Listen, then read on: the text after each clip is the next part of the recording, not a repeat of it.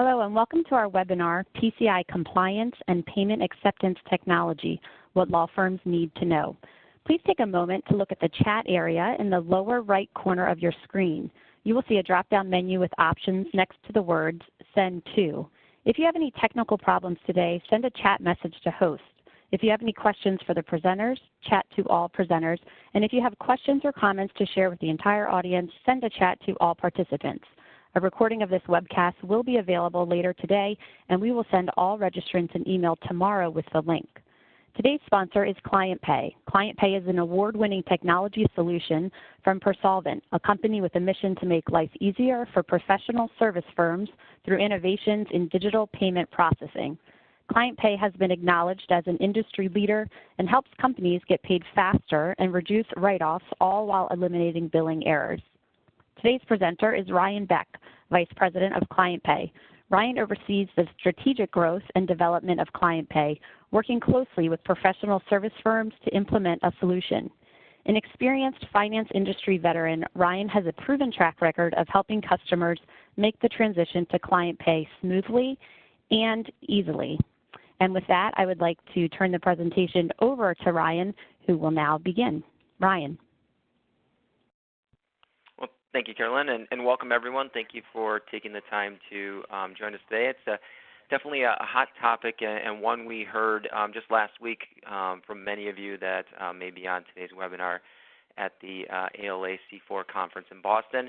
A lot of questions around security, managing that security, and what that would look like for your firm. So following the energy and excitement from last week's conference, we're excited to sponsor today's webinar and really dive into PCI compliance and how it impacts your law firm.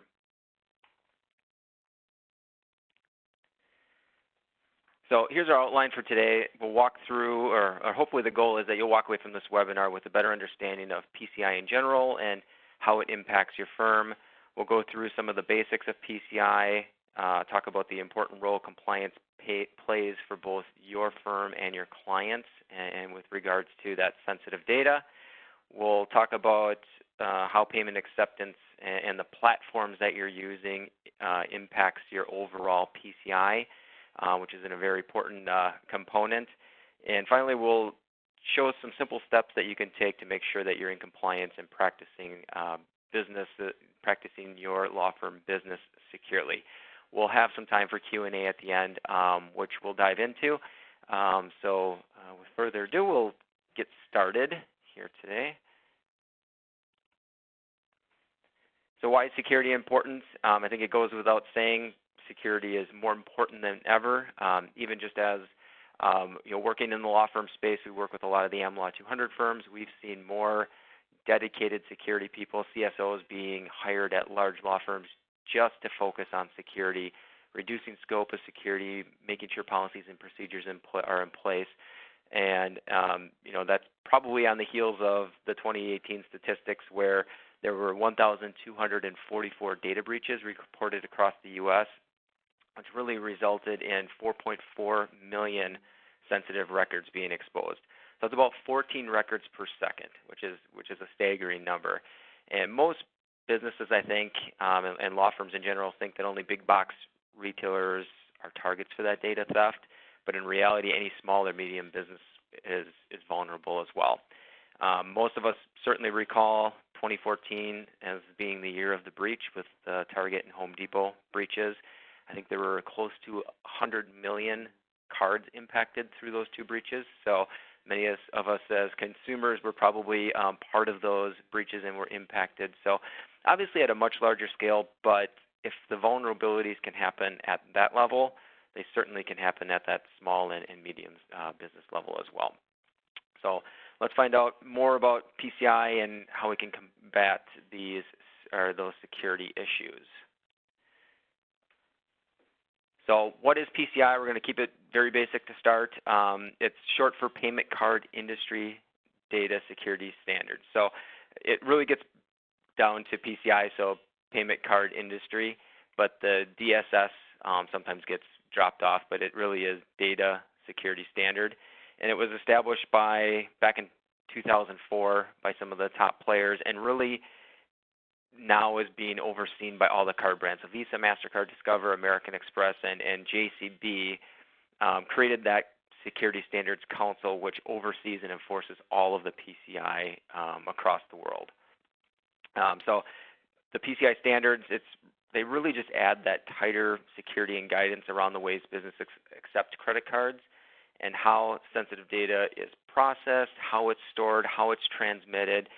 The sole goal is to protect merchants from breaches and obviously theft of that cardholder data. No one wants to have card data compromised, and that's really what those standards are in place for. They're used globally, as I had mentioned. They're required by every major credit card provider, and every merchant that is accepting cards needs to be mindful of and understand the security standards that they must adhere to. So if your firm's planning to take credit cards, you are already taking credit cards, PCI compliance certainly needs to be top of mind.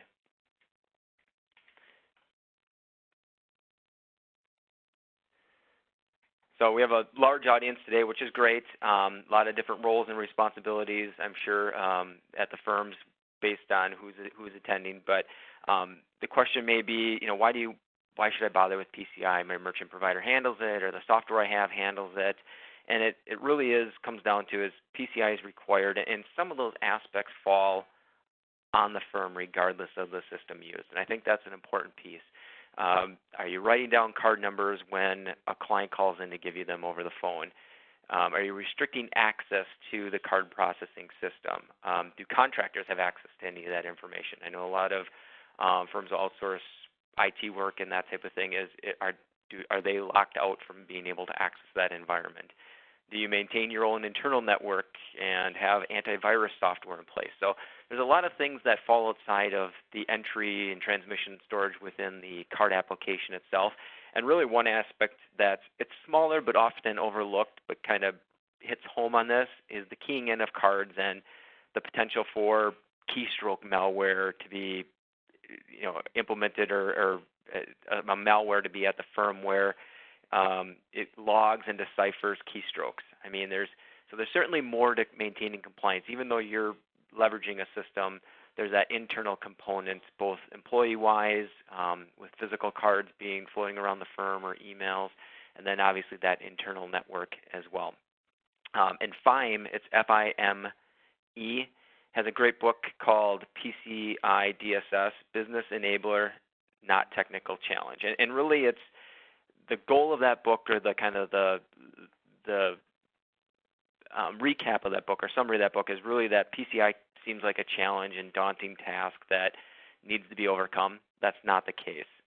Yes, PCI can be tedious depending on how you're processing, but if you're taking the right approach with the right technology, it can be a rather easy practice to maintain a secure payment acceptance environment. So some of the benefits to maintaining that is obviously protection for both you and your clients, making sure that the firm isn't held accountable for costs if client data is stolen or compromised. If you do experience a breach, being PCI compliant and showing that you have validated your compliance can help you avoid expensive audits and that type of thing. So it really does lessen the blow if something does happen at the firm. You can avoid fines for noncompliance. So, the PCI Council works with all acquiring banks to enforce PCI regulations. That said, we'll get into this on the next slide, but as merchants being level 4 merchants, it's almost kind of an honor system. There's not a lot of focus on making sure that you have someone come in and audit your business, or even just submitting your questionnaires on a monthly basis. But if your firm's caught violating PCI guidelines, you could be fined, a couple $1,000. I know they say up to $100,000, but that's for rather significant breaches, and really can be devastating for a lot of businesses. And then just maintaining your firm's integrity and reputation. Clients are expecting confidentiality and that you have the most up-to-date systems and are managing their personal information in a secure fashion, and you don't want them to lose trust in your firm. And even those that maybe didn't lose their information, they certainly could still lose trust in your firm. It might help you or prevent you from gaining referrals and new business.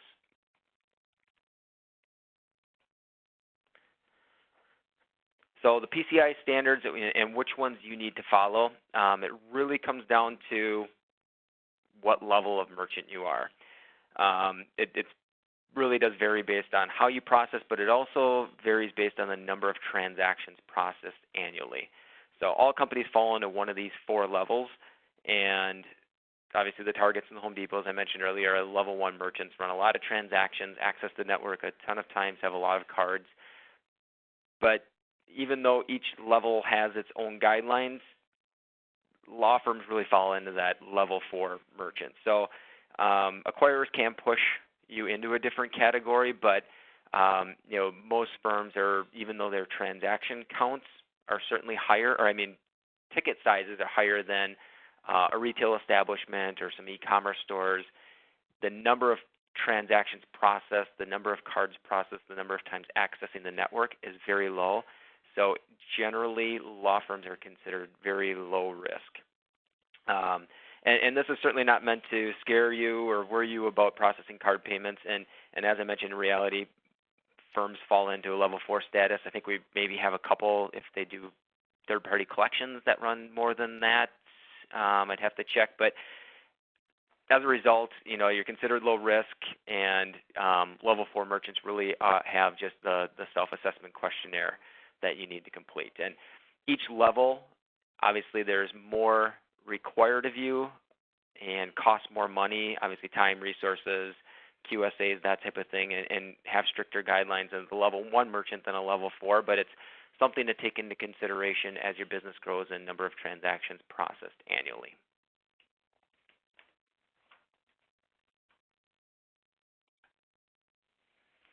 Another thing that impacts the guidelines and that you need to follow is the way you're processing credit card transactions.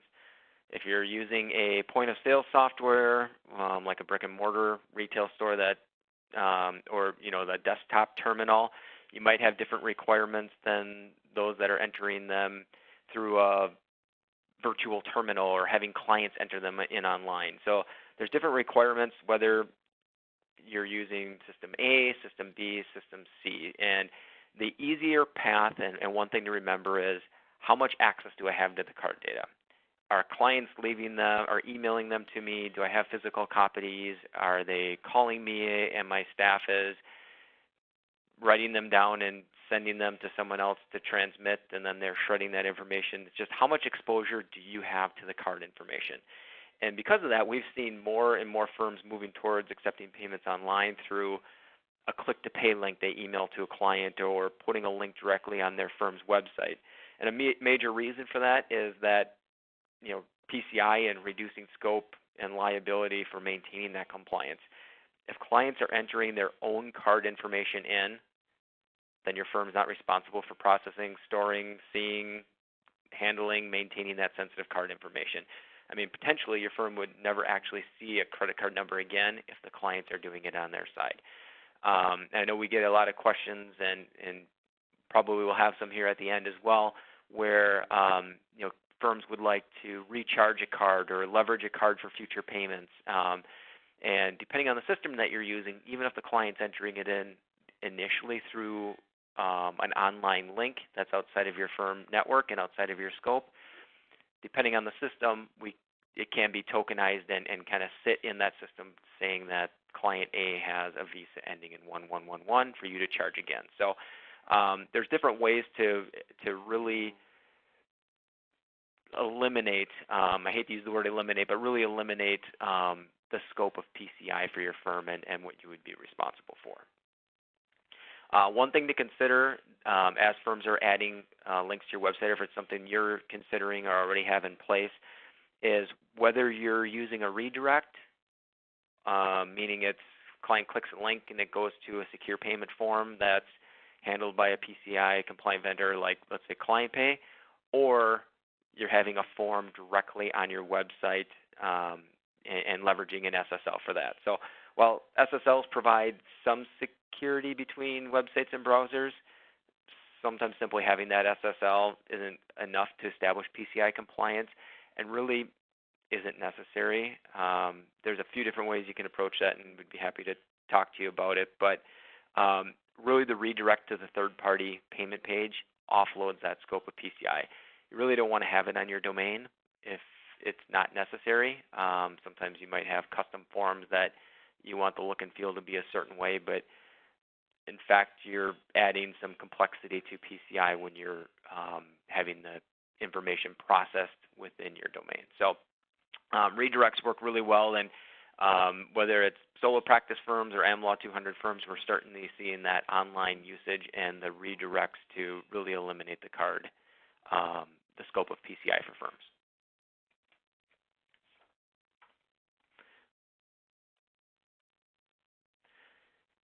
So some of the basic steps to keep card information safe. Most firms aren't going to need a qualified security assessor or QSA to come in and audit your firm. Not necessary, again, with a level 4 merchant. Really what they are is they're just an independent company certified by the PCI Council to come in and validate your compliance. Of course, we have to go through the rigorous audit every year to be a level 1 PCI compliant provider. We have someone on site here for a month kind of going through everything. Different set of protocols for a level 4 merchant. Validating your compliance can really be as easy as just completing that self-assessment questionnaire. And if you're not doing so, try to get a network scanning service to check your network, kind of check the virtual doors and windows at your firm to make sure you're not in risk, and it really just identifies external network vulnerabilities, I guess is the best way to put it. So it's a scanning service that, Trustwave, Security Metrics, there's a ton of them out there that you can implement. They're very cost effective. You can buy them on an annual basis. You kind of set it. It sends you monthly, weekly, quarterly reports, whatever you want, and it just gives you kind of green light, everything looks good, or there's a potential vulnerability with this firewall or this environment, and obviously you can take remediation efforts at that point. So scanning services are great. Obviously the antivirus software is important as well, but there's also general guidelines all merchants should follow, which are listed here. Don't write credit card numbers down on receipts or other pieces of paper. Heard a ton of stories over the years of firms keeping credit card information on Post-its and file cabinets or secure Outlook folders, those types of things. Just try to avoid maintaining those numbers at the firm. If you are setting up payment plans for clients, you should have a system that ultimately encrypts and tokenizes that data so it's stored in the secure system. At that point, you really just need, if you are getting a paper payment plan document that you're getting the client to sign, you really just need the last 4 digits, or you can have the first 6 and the last 4 with the middle group blocked out. So that's enough to validate that the payment plan is agreed to if they ever come back and dispute any transactions, but you're not having to keep the full card number at the firm. And again, don't store it, don't use any electronic storage, as I mentioned earlier.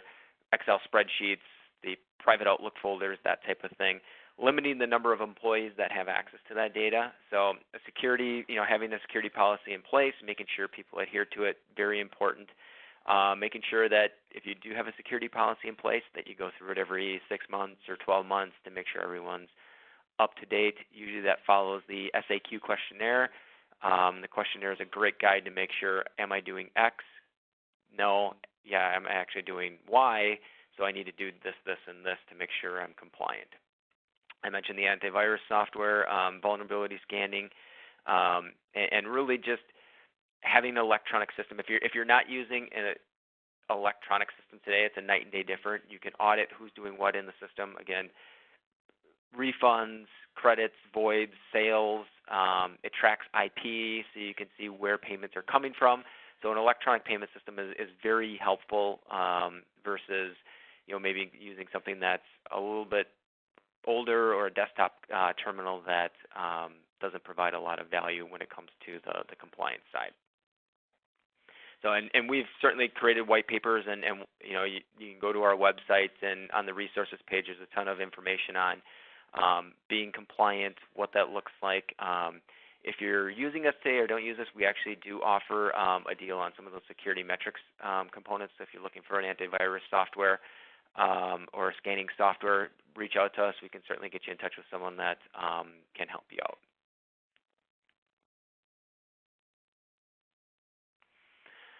Now with that, that's really all we have for today. We wanted to keep it very high level and get everyone back on their day, but we do have some questions. There's a bunch of them here that, which is great. I'm not sure I'll be able to get to all of those today. We'll, certainly some of those are unique and specific to certain firms, so we'll reach out to you independently. But there are a few common themes, it looks like. Several of the questions are around card encryption, which I talked about, click-to-pay options, and the information to be able to recharge cards. So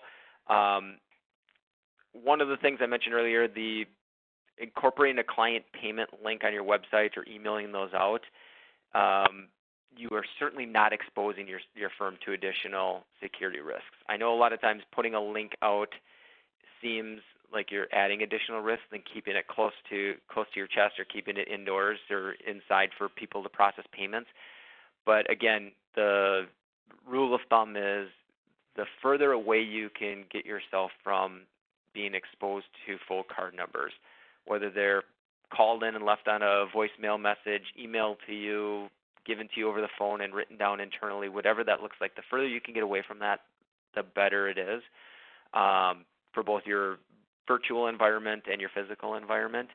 And putting that client pay link out there actually provides that additional buffer. You're never being exposed to it. You're leveraging someone that's gone through the audits, PCI compliant, entering that data in, and you're really just receiving deposits into your bank account.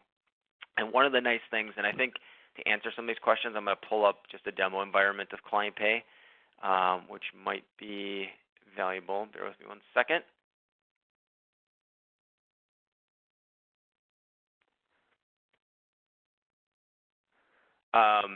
So this is a back office environment of client pay for those of you who haven't seen it. But when a client makes a payment through the click to pay link, one of the cool things, so a client goes to your website, they click on a link or an email, opens up a form, they enter in some card information, client number, invoice number, we send them a receipt. But once that payment actually happens, you get a notification, and what we do is we leverage an industry practice called tokenization. So when the authorization goes down or the authorization comes back from the acquiring bank saying, hey, everything looks good, money's available, approved, we request a token or key that we store in the system saying, this is replacing that sensitive card data. We're going to store this in the system, allowing our user to recharge that card or do some maintenance on that card if needed. So very similar to if you're shopping on Amazon, if you ever had to change your card or delete your card or do some maintenance on your card, you'll notice that that card number can't be changed. It's because it doesn't reside in the system. It's not actually here. There's a token behind the system that's referencing that card. So you would never have access to it. We don't have access to it, but you have the ability to both charge that card again. So if you wanted to charge it, you could do a quick pay and just charge that card again if you needed to back office.